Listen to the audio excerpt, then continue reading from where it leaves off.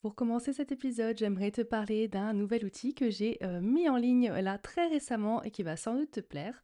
Si tu es fatigué, stressé et que malgré tous tes efforts, ton corps il continue de stocker, comme d'habitude, c'est pas ta faute, il y a une explication derrière et c'est pour ça que j'ai développé un diagnostic que tu vas pouvoir compléter en 2 minutes pour savoir si ton blocage il est lié au stress, aux hormones, à ton métabolisme, enfin voilà, différentes raisons qui peuvent expliquer du coup un petit peu ce qui bloque ta perte de poids et ce qui fait qu'aujourd'hui, en fait, tu manques de clarté et que tu as l'impression que tes efforts, ils servent à rien. Donc ce diagnostic, finalement, c'est juste une première base de travail pour que tu aies une première piste qui puisse orienter finalement tes décisions et que ce soit déjà un petit peu plus clair pour toi. Donc ce petit quiz, tu vas pouvoir le faire en cliquant dans les notes en bas de l'épisode. Ça te prendra 2 minutes maximum. Parenthèse refermée, aujourd'hui j'aimerais avoir un épisode où tu vas pouvoir peut-être te reconnaître ou surtout mettre en place des bases qui soient saines. Cet épisode il est pour toi si tu as envie de perdre 5 kilos ou moins, mais en gros pas 20, tu vois. Tu veux pas te transformer radicalement en 3 mois, tu veux juste perdre un petit peu de poids, mais tu as aussi peut-être un travail, peut-être des enfants, peut-être une charge mentale XXL, peut-être des hormones qui partent dans tous les sens, et surtout zéro envie de manger du poulet, des brocolis tous les jours. Voilà. Donc si tu as écouté l'épisode précédent, tu as compris déjà que vouloir tout changer d'un coup, ça va pas être la bonne stratégie. Et aujourd'hui, on va parler de la suite logique. Tu vois, la semaine dernière, en fait, j'ai préparé le terrain pour cet épisode. Donc, on va voir par quoi commencer quand on veut perdre du poids durablement, sans s'épuiser. C'est un petit peu ça le secret. Donc, on va pas parler de déficit calorique, on va pas parler de combien de protéines il faut manger. On va vraiment parler de la base de la base. Ok? Donc, c'est parti. Déjà, tu vas arrêter la révolution du lundi, hein, on l'avait déjà abordé. Hem, Ce qu'on voit tout le temps, dimanche soir, ta motivation, elle est maximale. Lundi matin, tu as une nouvelle vie, tu as arrêté le sucre, tu manges plus de pain, tu t'es mis à faire, une séance de sport de la mort, tu as divisé tes calories par 2. OK, on est mercredi, tu es fatigué, tu es épuisé, tu es de mauvaise humeur, tu en as ras-le-bol, tu craques, tu remanges et puis tu arrêtes. Donc ça, c'est finalement juste le fait que tu sois un être humain et rien de plus. On ne peut pas tenir ce genre de choses. Ou bien si on les tient, c'est délétère et pour ta santé, ce sera vraiment pas sympa. Donc ton corps et ton cerveau, ils détestent des changements brutaux. Ok. Et la perte de poids, elle commence pas par une révolution. Elle peut, hein, parce que bien sûr que si tu arrêtes de manger ou si tu commences à manger 800 calories par jour, forcément qu'au début tu vas perdre du poids. On est d'accord. Mais là, on parle d'être en bonne santé. C'est ça le plus important, d'accord? Le poids, c'est qu'un indicateur, on l'a déjà vu aussi. Donc la vraie question à te poser, donc au lieu de te dire ou taper dans Google là comment perdre 5 kilos rapidement, demande-toi quel changement je vais pouvoir mettre en place et que je vais peut-être pouvoir tenir 3 mois. Tu vois, pas 10 jours, pas 2 semaines, au moins 3 mois. Parce que perdre du poids durablement, c'est répéter des actions simples, en ajouter aussi de plus en plus, mais commencer déjà par des choses que tu maîtrises et que tu te sens tenir au moins 3 mois et au moins peut-être toute ta vie même. Ça veut dire que c'est des changements qui seront bien pour toi, bénéfiques pour toi, qui te feront du bien. Pas suivre un plan strict en fait et que ça dure 10 jours, quoi. Donc le premier pilier qu'on a déjà aussi abordé dans le podcast, c'est structurer tes repas. D'accord. Donc si je devais choisir une priorité nutritionnelle, ce serait bien celle-là. Tu vois, c'est pas de supprimer des aliments, c'est pas de compter les calories, même si ça peut être utile hein, dans une période de perte de poids pour savoir exactement ce que tu manges. Mais là, on n'y est pas du tout. Là, on veut juste avoir une assiette qui ressemble à quelque chose, qui soit structurée, d'accord. Ça veut dire quoi concrètement? Ça veut dire qu'à chaque repas, tu vas avoir une vraie source de protéines, en quantité, d'accord. Protéines, je rappelle, des œufs, des poissons, du poulet, du tofu, du yaourt grec, du fromage, des légumineuses. Dans tout ça, tu as des protéines. Tu vas aussi avoir des fibres, d'accord. Les fibres, on les retrouve où? Dans les légumes, les fruits, les légumineuses, les céréales complètes, etc. Tu vas avoir un féculent adapté à ta faim et à ton activité, c'est-à-dire que ça va pas être le pilier central de ton assiette. Il va pas être absent non plus, mais il va être dosé en fonction de l'activité que tu as dans la journée, ton niveau d'énergie, ta faim, etc. Donc ça, c'est la part qui va être vraiment variable. Et tu vas bien sûr avoir un minimum de gras, parce que ça va être très très important, surtout pour ton système hormonal, ton cerveau, ta vue, mais du gras de bonne qualité. D'accord? Gras de bonne qualité, on retrouve où? Dans les huiles végétales première pression à froid, bio, etc. Dans les noix, les oléagineux, voilà, les amandes, les petits poissons aussi. Les sardines, les maquereaux, etc. Tu auras des oméga 3 très intéressants. Tu peux, évidemment, si tu as envie, de manger de la charcuterie, des lardons et de la crème et du fromage qui sont gras, mais du gras de pas très bonne qualité, en tout cas très riche en acides gras saturés, tu peux aussi. Mais tout est dans la mesure, d'accord? C'est un petit peu, c'est pas à chaque repas. Donc le gras, on le veut, et idéalement du bon gras. D'accord? Ça va aussi réduire les fringales, d'accord? Parce que le gras, ça cale, d'accord? Ça protège aussi ton métabolisme.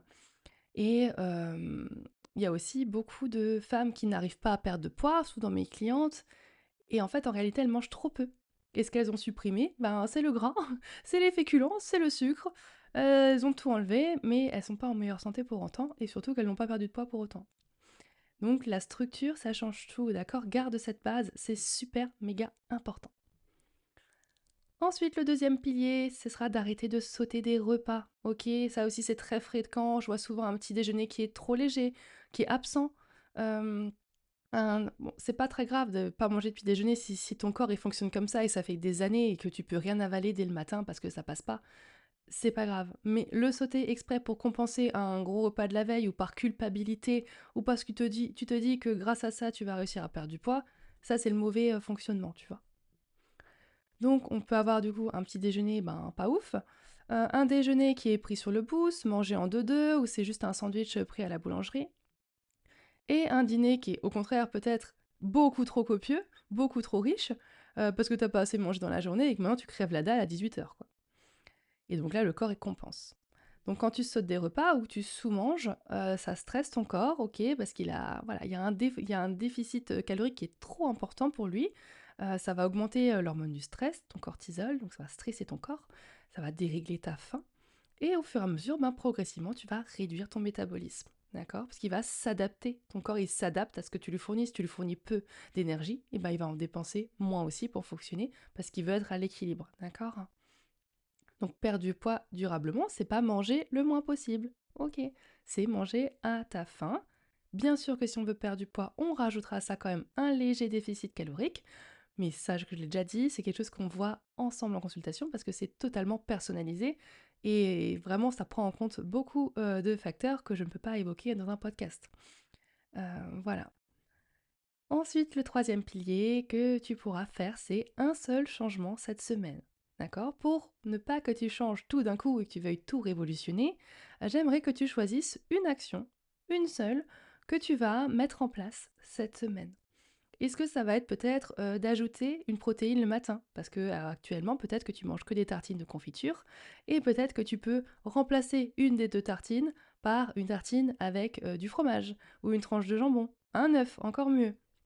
Ou peut-être que ce sera des petits Suisses. Enfin voilà. Peut-être que ça peut être ça.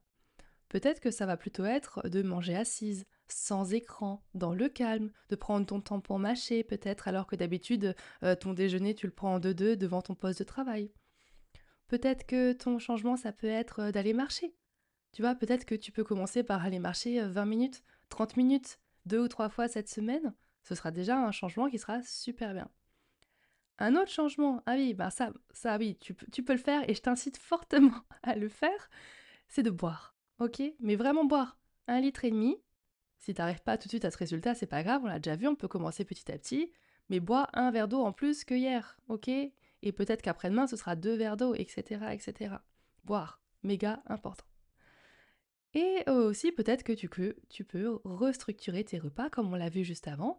Peut-être faire l'effort le soir si tu as plus le temps, que ton repas du soir soit vraiment structuré intelligemment, où tu conscientises, tu te dis, est-ce que j'ai bien tout mis à l'intérieur? Est-ce que les proportions me semblent bien? Est-ce que ça correspond à ma faim?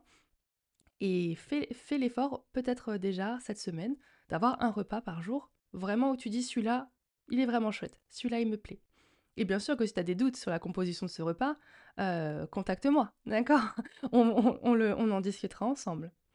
Donc voilà ce que tu vas pouvoir mettre en place déjà là, qui va pouvoir t'aider à perdre du poids durablement, ok? Et tu vois, là, on parle pas de calories, là, on parle pas vraiment de déficit calorique ou des choses techniques, d'accord? C'est du bon sens. Et c'est ça la base, en fait. C'est du bon sens, c'est te reconnecter à ton corps, de savoir pourquoi tu fais les choses et ce qui est bon pour toi. Et tant que tu t'écouteras pas, tant que tu seras en train encore de tester les recettes miracles ou les derniers régimes à la mode, ça fonctionnera pas parce que tu feras ce que les autres font. Là, il faut faire ce qui est bon pour toi. Et juste pour toi. Même moi, tu vois, je sais pas ce qui est bon pour toi. Tant que je t'ai pas rencontré, je peux pas savoir. Mais dans ce podcast, j'essaie de donner des grandes lignes qui correspondent au plus grand nombre pour que toi, tu puisses faire tes choix à l'intérieur et de piocher les petits outils que tu vas pouvoir tester. Mais je suis sûre que tu sauras en trouver au moins un que tu vas pouvoir mettre en place cette semaine et constater déjà les changements que ça t'apporte d'avoir mis en place cette nouvelle habitude. Donc n'hésite pas à m'en faire part, comme toujours.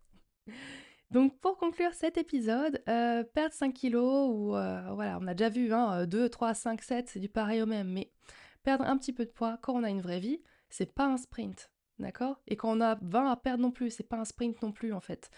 C'est pas un régime strict et c'est pas une phase héroïque de se dire waouh, moi j'ai perdu 15 kilos en 2 mois, waouh, je suis trop fière, je vais en parler à tout le monde et je vais commencer à raconter mon parcours sur les réseaux pour que ça puisse en inspirer plus d'un. Non, ça c'est pas ça du tout que tu vas faire, d'accord? Toi tu vas stabiliser, tu vas structurer, tu vas répéter et si tu arrêtes de tout vouloir révolutionner et que tu commences à construire petit à petit et que tu te rends compte que là, t'es mieux dans tes baskets, que tu marches la tête haute, que t'as le regard qui pétille, une peau plus belle, et ben ça, c'est des changements que tu pourras partager à tes proches, tu vois. Plus que dire j'ai perdu 2 kilos.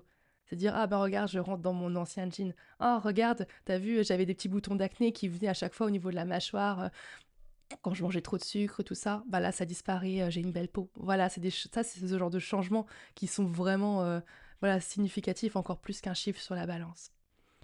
Donc vraiment, essaye, même pas essaye, mets en place un et tu me diras ce que t'en penses.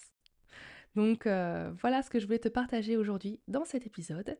Et puis n'oublie pas le quiz dont je t'ai parlé au début, hein, je te le mets en description pour que tu puisses le faire. Ça donnera déjà une base de travail, on va dire, sur ce qui peut bloquer ta perte de poids. Et puis on se retrouve la semaine prochaine dans le podcast. Bye bye!